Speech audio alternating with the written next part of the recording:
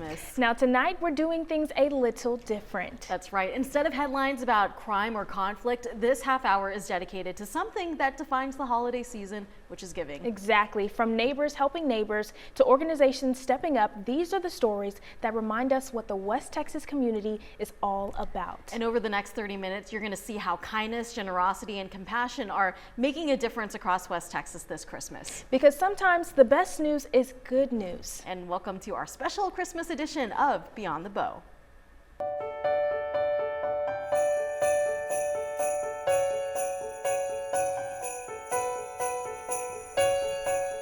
The Salvation Army is spreading holiday cheer across Midland. Hundreds of volunteers help distribute toys to Angel Tree families, making sure that kids wake up to something special on Christmas morning. Here's Cameron Leal. Bags, bags, and more bags. Red and green, stretching wall to wall, filling the gym at Mount Rose Palm Activity Center. Each one packed with something more than just toys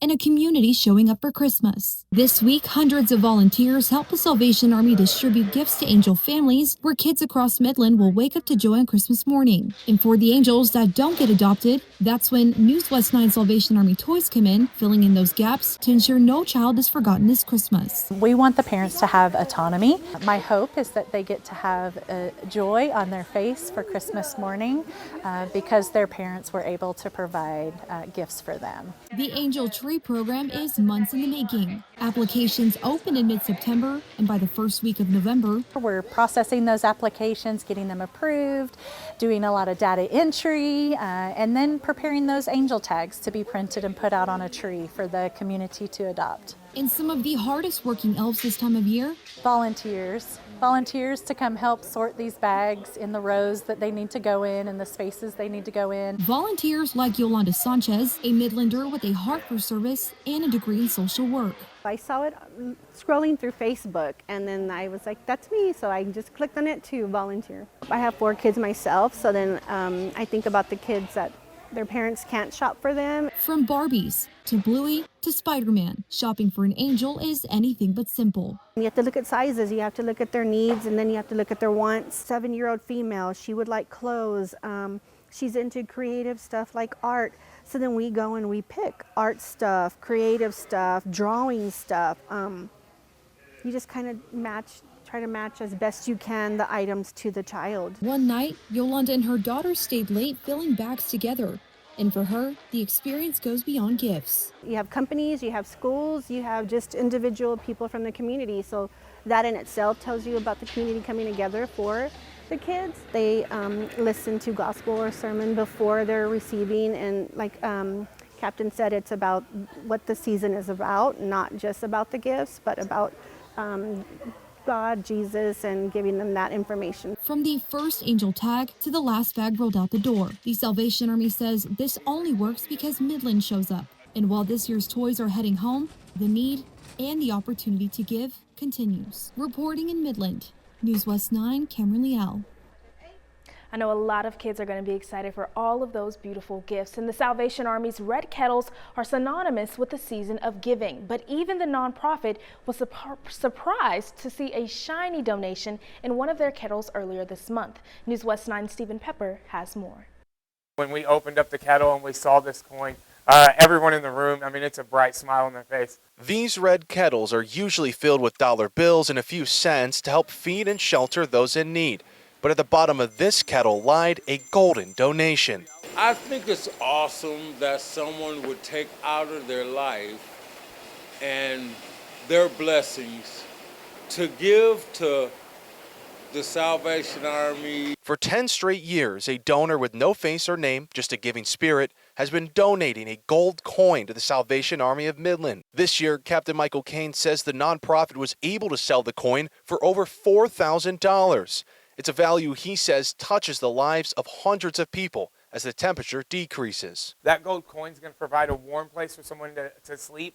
It's going to provide a hot meal. It's going to provide a smile and a hug and everything else that we do here at the Salvation Army. So we're just very grateful for that donor. One drop of gold, Kane says, was all it took to take care of the Army's food budget for the entire month. He also says he still has no idea of the donor's identity, But he believes the person doesn't want any credit because they know the nonprofit will do the most good with every dollar. Even in our Angel Tree program, we're providing over 2,000 angel gifts, or 2,000 children with angel gifts. So we're all worn down, we're tired, and to be able to open up that kettle and see that gold coin, it brightens you up. It gives you a little extra energy to push on through the rest of the season. Attached to the coin this year, a note hoping word of the golden donation would inspire others to donate this holiday season.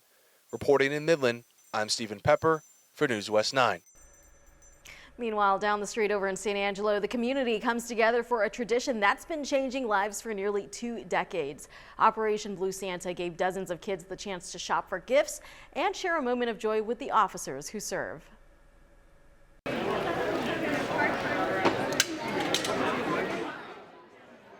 The holiday spirit could be felt at San Angelo's Northside Walmart this weekend as children and local law enforcement agencies came together to participate in this year's Operation Blue Santa. The program came to San Angelo nearly 2 decades ago when retired SAPD officer Brian Bilsma saw the need for this kind of program for the children of the Concho Valley. When I was in the military stationed at Goodfellow, I remember seeing police officers taking kids Christmas shopping, and I talked to the association and basically told them, said, look, we need to start getting back into the community.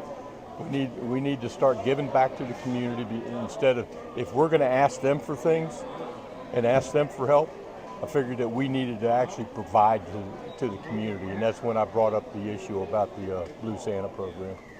More than 50 children were selected this year to participate in Operation Blue Santa. The children were selected by their school districts and school counselors. And while the number of children selected has slowly grown over the years, Operation Blue Santa had humble beginnings locally and only a handful of children participating in the program. Well, we started with 14 kids, and the kids were allowed to spend $100. And every single year, it's amazing on how these kids react to being able to do this. When Bilsma retired from law enforcement back in 2019, the reins were handed over to SAPD officer Raymond Francis, who says since taking over the program, things have only slightly changed. So everything in the program has stayed the same when I took it over. There's only been minor changes since then. The biggest change was that the sheriff's office becoming involved, and then us just reaching out to just all local law enforcement in Tom Green County area to help out. So you see there's DPS, there's Goodfellow Security Forces, game wardens are here. Operation Blue Santa is funded by local businesses and donations from the public. And Officer Francis says that the support from the city and the community play a huge part in the program's success. Community support's been huge. It's always been huge for San Angelo.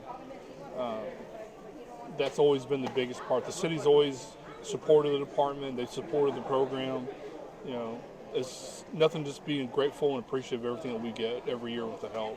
While children shop for toys, clothes, school supplies, and more, Francis and Bilsma say, and that's what it's for. We're helping the kids. The smiles and laughs that come out of the kids during this day, It's basically our payment. yeah, that's my payment.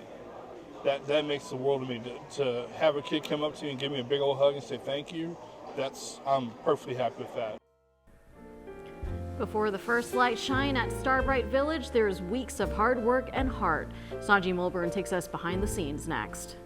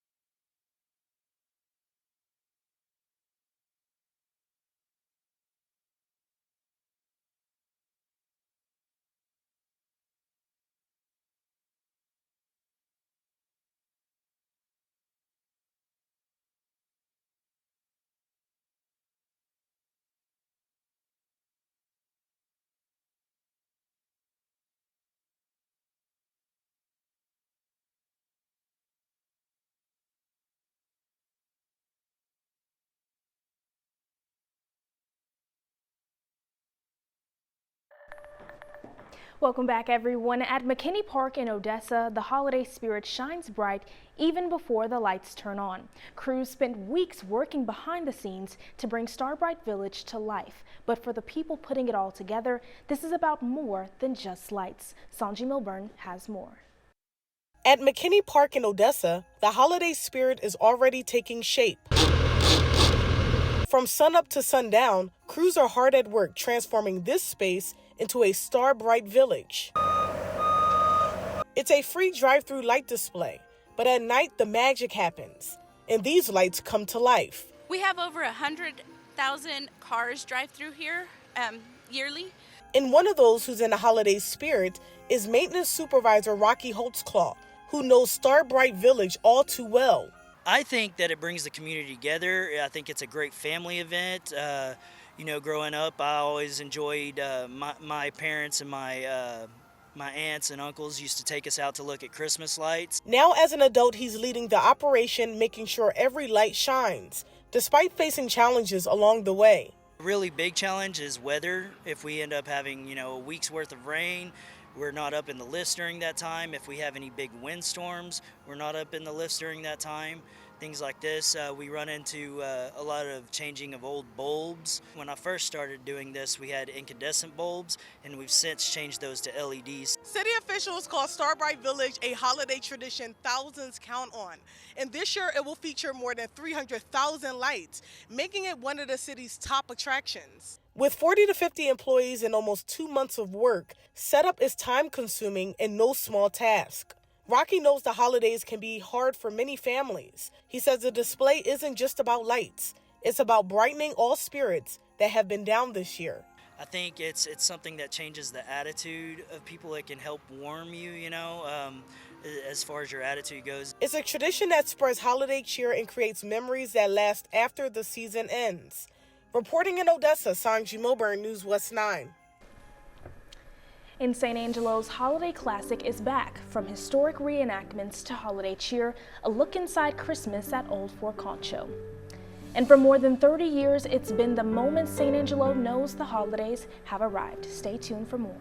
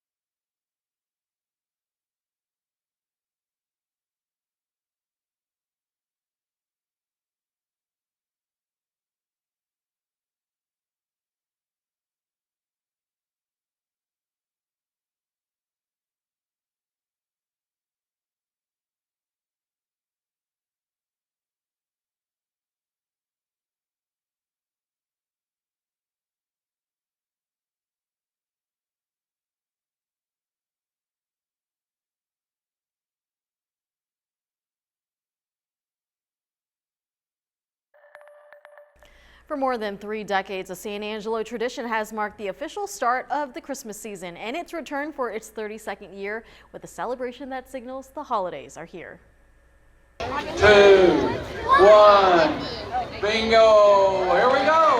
Merry Christmas. This is always special because this is the crescendo. This is where we started all with the lighting of the community Christmas tree after some good build-up music by the Twin Mountain Tonesmen and the San Angelo Community Band. Returning for its 32nd year, the Concho Christmas celebration has begun, and while the tradition has been running for over 3 decades, it's also been the site for those building a few of their own. Their grandpa's actually singing in the Twin Mountain Tonesmen, kind of like our tradition. We come out here, we watch, their grandpa, and then we watch the parade and we go get ice cream at the latest scoop. But if music and the colorful tree weren't enough, like Michaela says, the festive fun continued, with the tree lighting serving as the starter pistol for the Lights of Christmas parade and thousands of people swarming to downtown San Angelo, no surprise to organizers. We normally will fill up this particular space with about 300 people, and then the Lights of Christmas parade follows the opening ceremonies. And we'll probably have another 20,000 people to collect candy canes and music and all kinds of Christmas spirits from the parade itself. And the people of San Angelo couldn't be happier to start the season off with a bang. We're very excited. Are you guys excited? Girls, y'all excited for Christmas? Yeah. I definitely like the Grinch just now. Well, it's the best day ever. And organizers like Pfluger are right there with them. I am always excited for Christmas. You have never seen me when I don't think Christmas is the #1 event of the year. I can get a lot of enthusiasm, but it all boils down for the reason for the season and the birth of Christ. We should never get beyond that in our enthusiasm, but with our enthusiasm to celebrate the birth of Christ. Meanwhile, one of San Angelo's popular holiday traditions is back. Christmas at Old Fort Concho returns. It's a festival that's been a community favorite for more than 4 decades. Here's the story. Gonna do this in D or G? D. Christmas at Old Fort Concho is an old San Angelo and Fort Concho tradition dating back to 1982. This will be our 44th version. It's 40 acres, 24 buildings, hundreds of reenactors and volunteers, shopping, food, entertainment, cannon fire, and everything in between. All the old favorites are here, everything from the Native American dancers to the artillery line to all the shopping, the gingerbread house, and everything in between. The joke is we start planning about Sunday at 5:01 p.m. when we close. It's an all-year affair, and then the last 2 weeks before the event, there's just nothing but non-stop motion. Turning this place upside down is quite a feat. We have to retrofit at least a half dozen buildings, move tons of equipment, set up for things that this fort was really not designed to do in its historic past. So it's quite an effort. We have a tremendous staff, a small one by the way, of only about 17, so we are ably assisted by hundreds of volunteers who are with us all year long on this. I know there are people who have been coming for 20, 30, and even 40 years, and for that we're deeply grateful, as we are to our sponsors and to our volunteers that make it happen. From paintbrushes to purpose, next we'll show you how a Midland artist is turning holiday decor into hope for local families.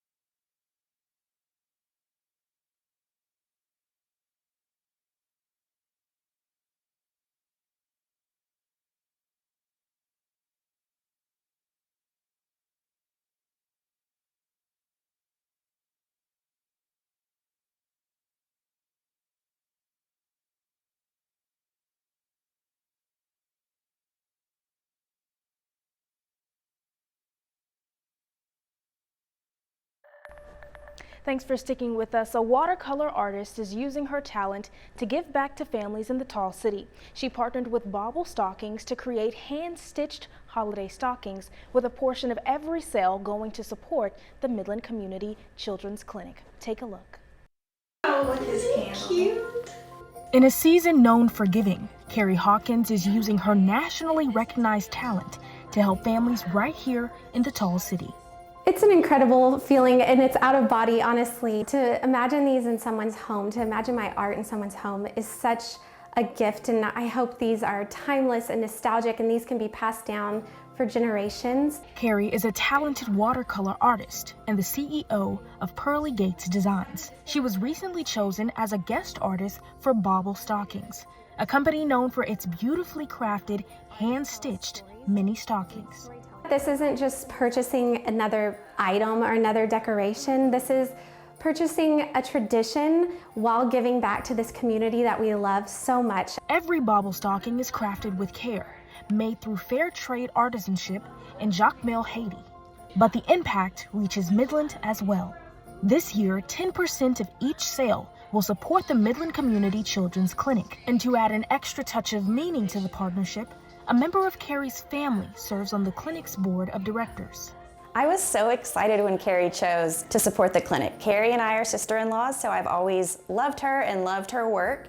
And I've also loved my job volunteering with the clinic, and it was so special that we get to sort of partner on something and do something fun together. The clinic serves uninsured and underinsured kids ages 2 through 18 for just $20. Their goal is to never turn anyone away.